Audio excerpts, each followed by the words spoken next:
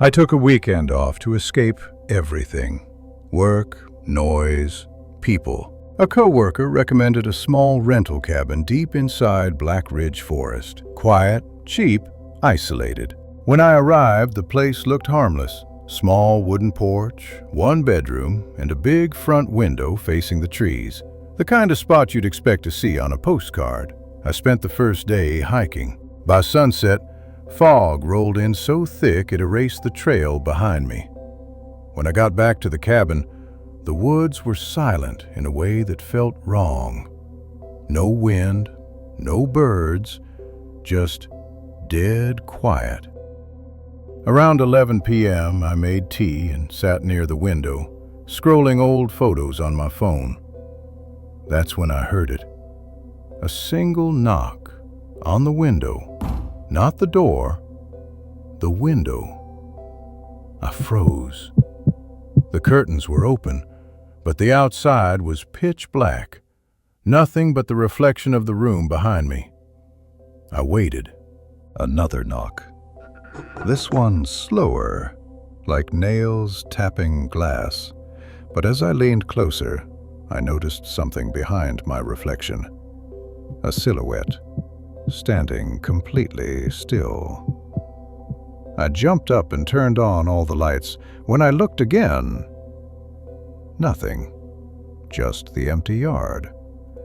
I convinced myself it was a branch, or an animal, anything but a person. I shut the curtains and went to bed. Half asleep, I heard a sound that made my blood turn to ice. A camera shutter, like someone taking a picture inside the room. I shot up and looked around. My phone was on the nightstand, screen off. No cameras, no movement. I walked into the living room, heart pounding. The curtains were open again. I know I closed them. My breath fogged the cold air as I approached the window. Outside, fog swirled between the trees, then a shape moved, tall, thin, motionless except for its breathing. I could see the chest rising and falling. It was facing the cabin directly.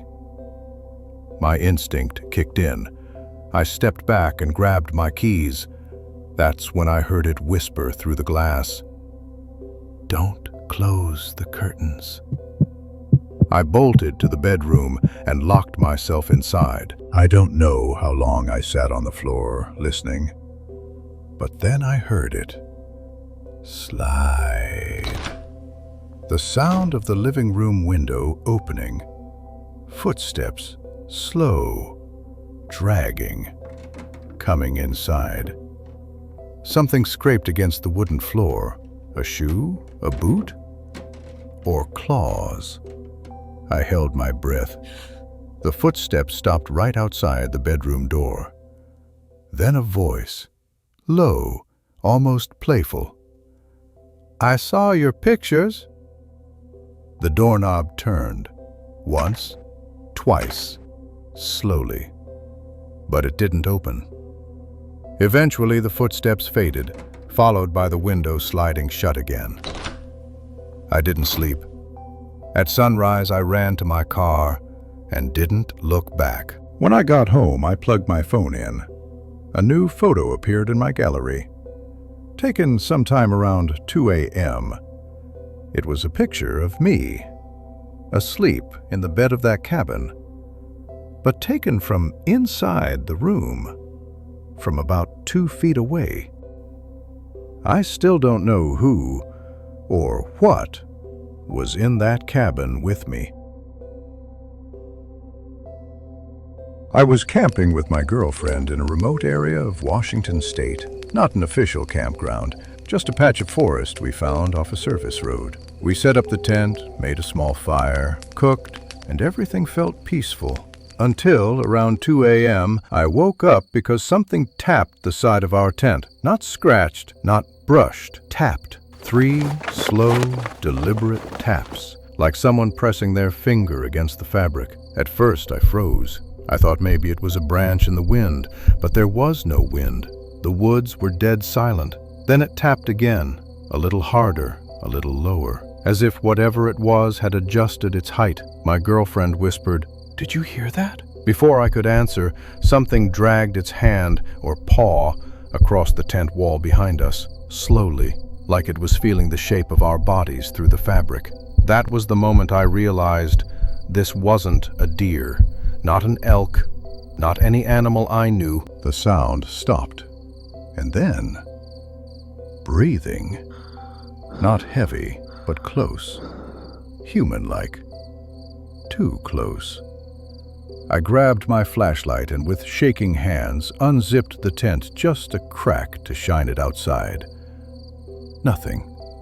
Just trees, just darkness, just silence. But then, from the left side of the tent, the side I didn't check, something big ran, fast, crashing through the brush. Whatever it was on two legs. I swear I heard footsteps, actual footsteps. We didn't sleep again. At sunrise, we packed everything and left. When we walked around the tent, we found prints in the dirt. Not fully shaped, but large. Too large to be human, too wide to be a bear. To this day, I don't know what tapped the tent, but it knew exactly where we were sleeping. This happened in 2014, when my cousin and I went camping in the Rockies. We had hiked most of the day, found a clearing surrounded by tall pines, and set up our tent just before sunset. Everything was normal until around 1:30 a.m. I woke up because I heard whistling. Not a bird, not the wind. It was the sound of a person trying to whistle quietly, high-pitched and shaky. At first, I thought it was my cousin outside, so I whispered his name. No response. The whistling continued. Slow, uneven, almost like someone trying to mimic a bird, but not doing a very good job. Then my cousin whispered from inside the tent, "Dude, that's not you, right?" We both froze. The whistling moved from one tree to another, not walking, not running, but instantly, like it jumped between spots. Then it stopped. For almost a minute, there was total silence, and then a reply. A second whistle, deeper, coming from farther in the woods. Two things, two whistlers. The whistling came again, this time circling the campsite, like two people or two things communicating. One whistle near, one whistle far. Then the near one got closer, so close we could hear something stepping on pine needles. Slow, careful, deliberate. And then a voice, not loud, not clear, but like someone trying to speak through a damaged throat. "Hey." We both stopped breathing. Whatever it was stood right outside the tent for several seconds. No movement, no breathing, just presence. Then the far whistle called again, loud, sharp, urgent. The thing near our tent ran into the woods, crashing branches as it went. Both whistles continued farther and farther away until they disappeared completely. We packed at dawn and left without breakfast. About 20 minutes down the trail, we found a posted sign. Warning: reports of strange vocalizations. Travel in groups.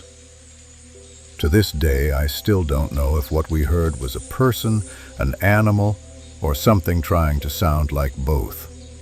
But it knew we were there, and it wasn't alone. This happened to a family in Montana in 2009. A couple, Tom and Rebecca, took their 10-year-old daughter Emily on her first camping trip in the Bitterroot Mountains. They picked a quiet, open area beside a creek. That night, after dinner, they sat around the campfire roasting marshmallows. Emily was the first to notice something strange. "Dad, someone's watching us." Tom looked around but saw nothing. He assumed she was just nervous. But then Rebecca noticed it too. A shape between the trees, not moving, not hiding, just standing there. Tom shined the flashlight. Nothing. A minute later, Emily whispered again, "It's back." Tom kept the light pointed at the dark tree line, and that's when he finally saw it. A figure, tall, human-shaped, but the proportions were wrong. Arms too long, head too low, like someone whose bones had been rearranged. It stepped behind a tree, but not the way a human would. The movement was smooth, like it glided. Tom grabbed his hatchet and told his wife to take Emily into the tent. The woods went silent. No wind, no insects. Not even the water of the creek seemed to make noise. Then, something crouched near the fire. Not close, maybe 20 feet away, but close enough for Tom to see eyes reflecting the flames. Not animal eyes. Too far apart, too still, too deliberate. The thing leaned forward just a little, as if examining him. Tom stepped back. The eyes followed. He threw a burning stick toward it. It didn't flinch, but it retreated, folding into the darkness like it was melting into the trees. He backed into the tent and stayed awake all night, hatchet in hand, listening. At sunrise, they packed immediately. But as they walked away, Rebecca stopped. Her face went pale. On the ground, in the dirt next to where Tom had stood guard all night, were hands. Not prints, hand marks. Long fingers, wide palms, pressed into the earth as if something large had crouched there, watching him for hours. To this day, they don't know what it was, but all three swear they saw the same impossible shape in the trees and the same glowing eyes in the firelight. This happened to a man named Daniel in 2017 while camping alone near Lake Tahoe. Around 2 a.m., he woke up because someone whispered his name. "Daniel?" A woman's voice, right outside the tent. He froze. He didn't know a single person anywhere near that forest. The voice came again, slow and careful. "Daniel, come here." He unzipped the tent just a little and looked out. No one. The moonlit ground was empty. Then the voice answered from deeper in the woods. "I'm cold. Help me." Daniel shined his flashlight toward the sound and saw a woman standing between two trees. Long hair, pale skin, facing away from him. Her clothes looked old, like from the 70s. He whispered, "Are you all right?" She didn't move. Then her head turned too far, bending at an impossible angle. Her eyes were completely white. Daniel stumbled back, terrified. The voice changed, deep, distorted, nothing human anymore. "Daniel, come here." He grabbed his backpack and ran barefoot into the dark, not stopping until he reached the road at dawn. Later, a ranger told him a woman disappeared in those woods in 1978. Her body was never found. And campers still report hearing a woman calling their names, even though she shouldn't know them.